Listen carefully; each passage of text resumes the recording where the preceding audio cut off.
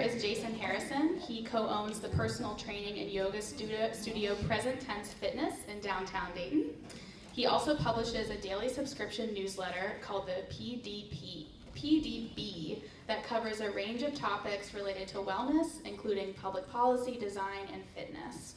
Jason's unconventional career has included teaching in public schools, writing analysis for the CIA, and personal training in New York, Los Angeles, and Washington, D.C. Here's Jason.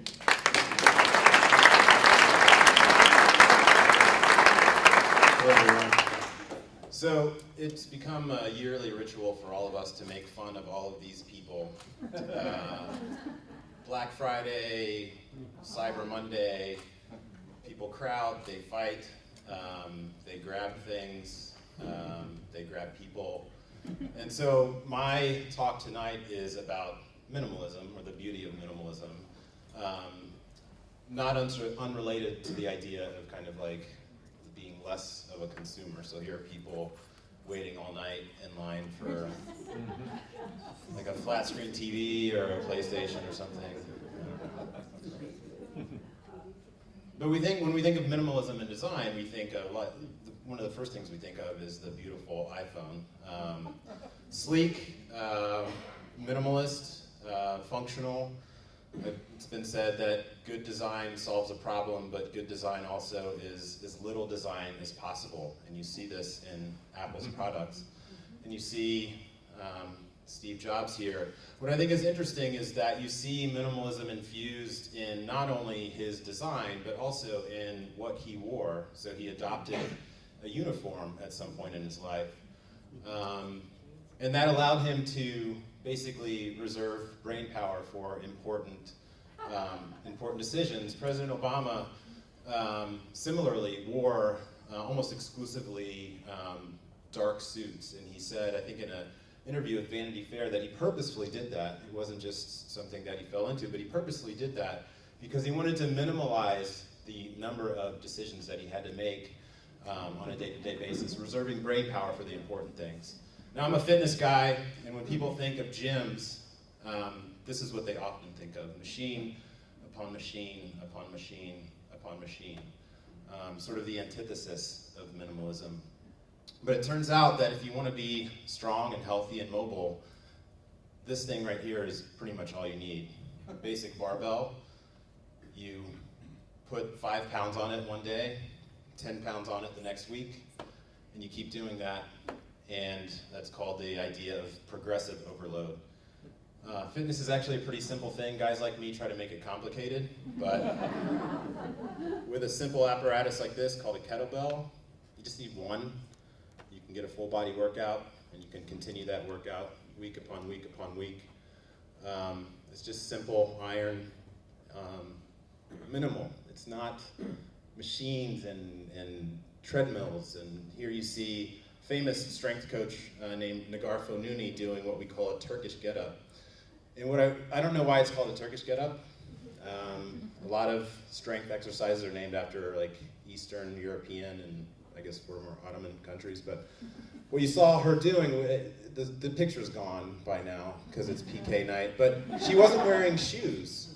So even in the exercise, in the course of what she wore, minimalist.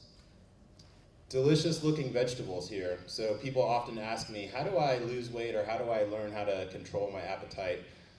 And I tell them to put their fork down in between each bite and actually pay attention to the food that they're eating. Just a beautifully presented plate here. Each piece is meant to be chewed, thought about. You really understand the, yeah. This, not minimalism, right? I did the math. Can anybody guess how many calories are in this? 59,000 calories. It's absurd. What's wrong with you? So we talked about fitness, we talked about nutrition. Another thing I often talk about in my gym is sleep. It's probably the most important thing that somebody can do if they're interested in their long-term wellness, is to get a good night's sleep.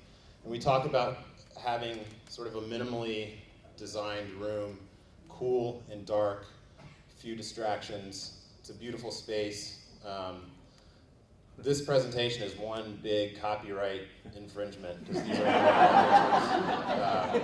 I think I stole this from Kinfolk, which has all sorts of beautifully designed rooms like this. Just clean, brightly lit when they need to be, dark and cool when they need to be. Minimalism can be beautiful, but there's 2 points I wanted to make. That was the first one, is minimalism can be beautiful. But the second point I wanted to make is that minimalism also is something that is reserved for the privileged. So we laughed at this apartment, but there's 3 families living in this apartment in Queens. And they're not choosing to live that way. It's just sometimes in order to survive, you need to pack people into a room. My grandmother in World War II, German woman, fled the Russians coming from the east, the Allies coming from the west. And she told stories about just taking all of her belongings and their horse and hoping that horse didn't get stolen. And when that horse got stolen, stealing somebody else's horse just to survive. This picture's from last week, migrants arriving on the shores of Spain. So beachgoers enjoying the sun, migrants. Imagine how desperate you'd have to be to get on a boat with nothing. That's not minimalism, that's desperation. These are book bags from an exhibit of the thousands, I don't want to exaggerate, hundreds, I think in the thousands of people who've died in the Arizona desert trying to cross into the United States. These are their belongings. When you think about photography and you think about art, sometimes we think it's cool to show people in pain, but it's often the objects, like these dresses from 300 little girls who were taken hostage, many of them never seen again by Boko Haram. We remember them from their objects. Minimalism can be beautiful, but sometimes so can the objects we hold on to.